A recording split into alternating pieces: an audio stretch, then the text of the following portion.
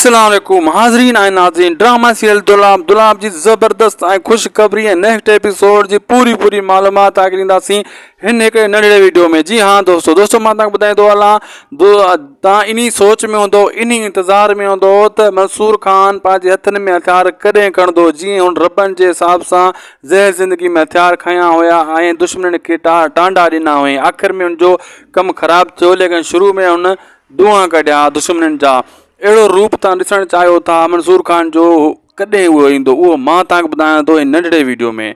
दोस्तों मां तव्हांखे ॿुधाईंदो हलां त मंसूर खान हिन टाइम कामरेड आहे। कामरेड खे इहो ई टेंशन आहे त जहिड़ा न हुजनि ऐं असां पंहिंजे हक़नि लाइ विढ़ूं, ऐं इन जे करे हू इन शइ खे टारे थो। उन खे राज़न ककर ऐं शाहनवाज़ खान इन ते मजबूर करे रहिया आहिनि, बार तंग करे रहिया आहिनि त हीउ जहिड़े में जीअं लहे।